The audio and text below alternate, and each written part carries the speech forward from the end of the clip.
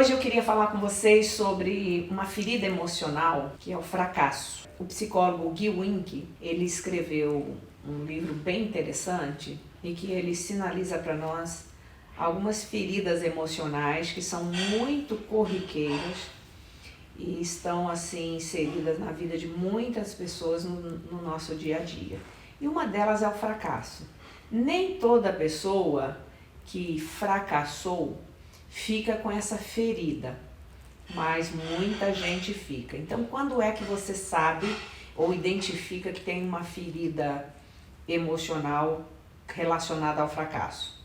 Por exemplo, a gente pode comparar o fracasso como se fosse uma gripe que não foi curada e evoluiu para uma pneumonia. Não é? Porque às vezes você fracassa em alguma coisa, em outra, mas você supera, ok, foi a gripe que foi curada. Mas tem pessoas que têm sentimentos de derrota, que fracassou em alguma coisa, e aquilo vai piorando a vida dele e vai sinalizando que ele precisa, às vezes, de buscar realmente ajuda para ele sair desse sentimento. É uma coisa que atrapalha, né? Porque o fracasso, nesse nível, quando ele se instala como uma ferida emocional, algo que a pessoa não conseguiu superar, ele diminui a autoestima, faz com que a pessoa veja as metas futuras como impossíveis de alcançar, de serem alcançadas. As pessoas começam a se sentir e se classificar. A pessoa mesma se autoclassifica de menos inteligente, ou às vezes menos atraente, menos capazes, menos hábeis, dependendo do lugar ou do que foi, em que nível foi que ele fracassou. Então tudo isso é um impacto muito forte nos esforços futuros que a pessoa tem que ter para ela continuar caminhando e vencendo em outras áreas, né? Por exemplo, você vê isso é comprovado por pesquisa, estudantes que, por exemplo, às vezes no primeiro período da faculdade, eles tiraram uma nota baixa e o sentimento de fracasso se instala e eles acham que pelo fato de ter tirado uma nota baixa, eles não é a cadeira apropriada para eles fazerem, ou que eles não vão conseguir dar conta daquela faculdade, porque logo nas primeiras provas tiraram nota baixa. E existe uma estatística que o índice de desistência no primeiro, no segundo período de uma faculdade é bem alto. Às vezes porque a pessoa realmente não se identificou com a faculdade, mas muitos é pelo sentimento de fracasso por tirar notas baixas logo nas primeiras provas. Então, esse é um fato, esse é uma marca, um indício de que o sentimento de fracasso virou uma ferida emocional, né? E quando a pessoa está com essa ferida, ele fica ruminando o fracasso. O que é ruminando o fracasso? Você repetindo para você mesmo e às vezes até para pessoas próximas, né? Eu sou um fracasso, eu não faço nada direito, eu não sou suficientemente inteligente, ou eu sou uma vergonha total. Olha como são fortes essas expressões que normalmente quem está com esse sentimento repete e fica ruminando, né? Você imagina a pessoa, eu sou uma vergonha total, um fracasso total. A pessoa acertou várias ou acertou muito mais na vida do que fracassou. Mas às vezes por algo que fracassou, ela começa a ruminar e trazer para si mesma essas frases. São frases que parece que elas não têm importância para quem tá ouvindo, mas para quem está falando é uma forma dele cauterizar mais ainda o cérebro e marcar mais ainda o lugar de fracasso para ele próprio. Porque toda vez que nós temos um sentimento e que a gente reforça ele com palavra e com pensamento, aquilo ele fica muito mais difícil de ser amenizado, abrandado e até de desaparecer. Então, ruminar o fracasso com essas expressões é algo que faz com que permaneça e que essa ferida não diminua ou não desapareça, né? Então, esse pensamento, esses pensamentos e essa ruminação, isso tem muito poder, né? Agora, além deles serem pensamentos equivocados, eles causam também danos para o seu desempenho futuro, certo? Ah, você fracassou hoje, mas até hoje você acertou muita coisa, você teve êxito em muita coisa.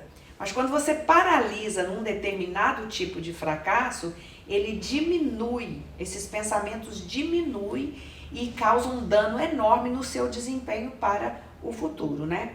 E deixa também a pessoa mais sensível ou hipersensível para futuros fracassos. Se você fracassou hoje, mas você consegue se levantar ou busca ajuda para sair daquilo e olha para trás, faz uma retrospectiva, pensa assim, poxa, eu acertei bastante, agora se eu fracassei nisso aqui, vou me levantar e vou continuar seguindo adiante. Isso te ajuda a romper e te ajuda a não ter sensibilidade, não deixar entrar na sua mente, nas suas emoções, hipersensibilidade para os planos futuros, né?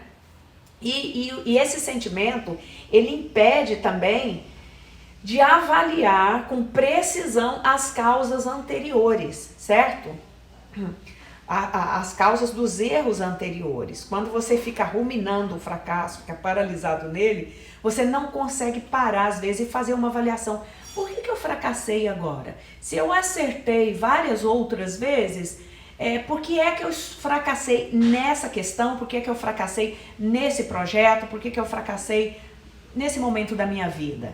Isso é importante. O não ruminar o fracasso ajuda você a olhar com precisão, com racionalidade para os erros que te levou a fracassar. Mas a hipersensibilidade, a ferida emocional, ela é detectada como uma ferida emocional em relação ao fracasso quando você não consegue olhar para trás e avaliar quais foram e por que foram os erros que fez com que você fracassasse, né? Uma coisa que me faz refletir sobre isso também é que as pessoas às vezes têm a mania ou o hábito de fazer, por exemplo, em finais de anos ou em determinado momento da vida, fazer uma retrospectiva do que ele não conseguiu e fazer uma perspectiva para o que ele quer conseguir.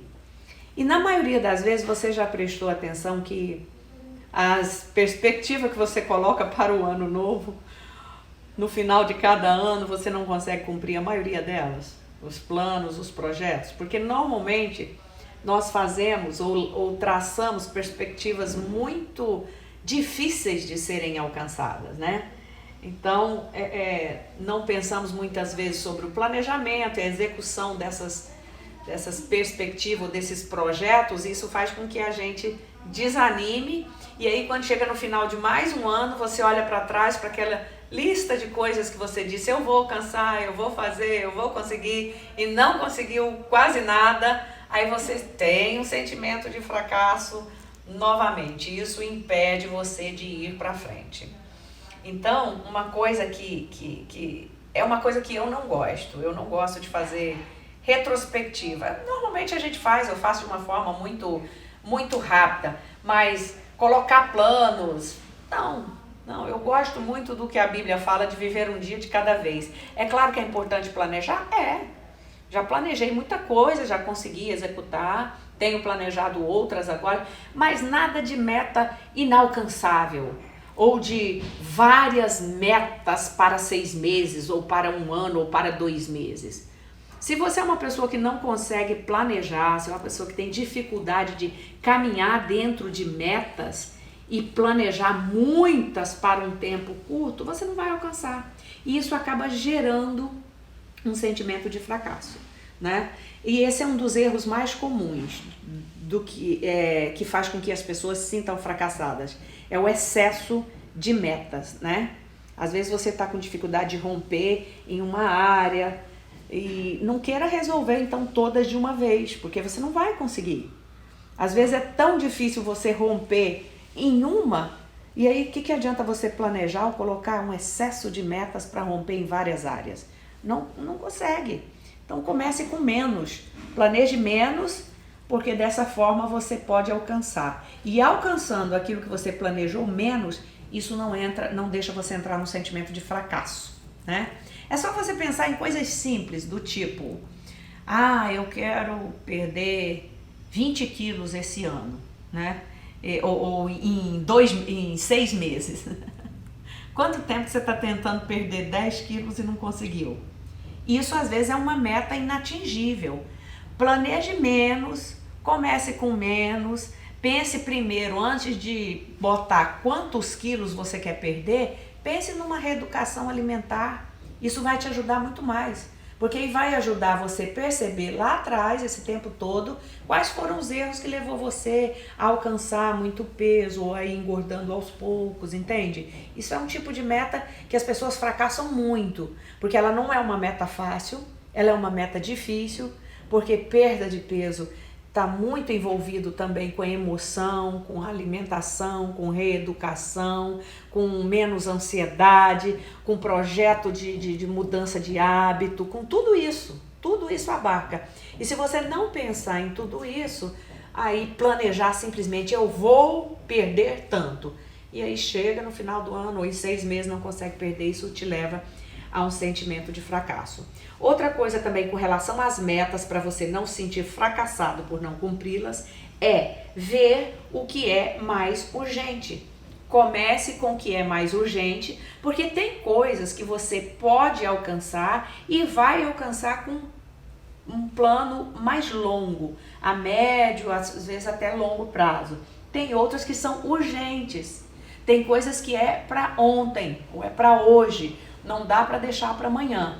Então veja o que é, quais são as metas ou as propostas mais urgentes que você tem que colocar na sua vida para que você alcance e para que não sinta essa ferida que você foi ou que você fracassou ou que você está repetindo fracassos em várias áreas da sua vida.